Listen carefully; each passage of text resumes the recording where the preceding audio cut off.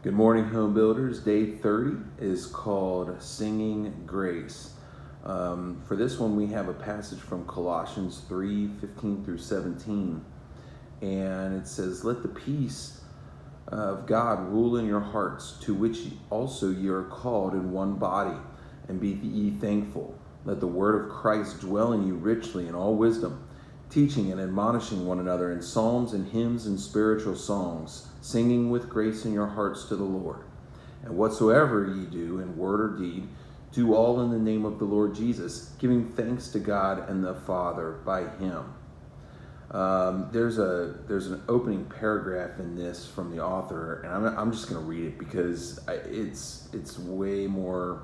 It's just better than anything I've thought to say. It says, It's not hard to keep a song in our hearts when things are going well. When the bills are paid and there's money in the bank, we sing. When we are healthy and the kids are doing well in school, we sing. When we are receiving quick answers to our prayers and the messages at church remind us of the visible blessings of God in our lives, we sing.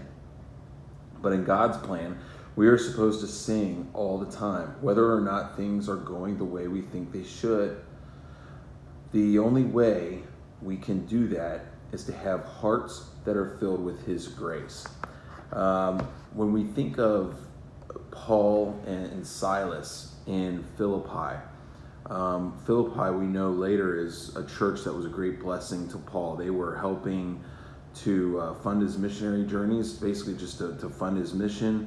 We know that in his letter he writes to them that he's extremely thankful for that.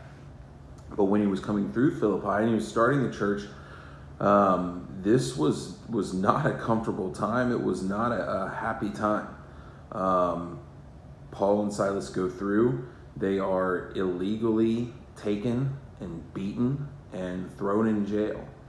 And we know that when they were there in the jail, they sang.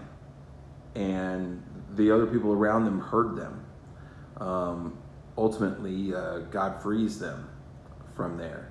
But it was during that time that they set an amazing example of how they had God's grace just filling their hearts, and things weren't going well. And it would have been easy for them to think, are we even doing the right thing? Are we really following God's will? Are we really doing what we're supposed to be doing? As they are illegally beaten and then put in jail. And they sing. They had a song in their hearts. This is something that we're supposed to have going on all of the time. After being in the music ministry, after maybe I sing a song during church and I've spent so much time listening to it, going over it, I'll have it on repeat, playing and things like that. It's easy then to have a song in my heart too. The question is, what about afterwards? What about, after that it has been taken from the forefront of my consciousness? Have I allowed my heart to be so filled with grace that I still have that song in my heart as I'm going through my day and everything that I do? That's the hard part. That's what we really need to be focusing on.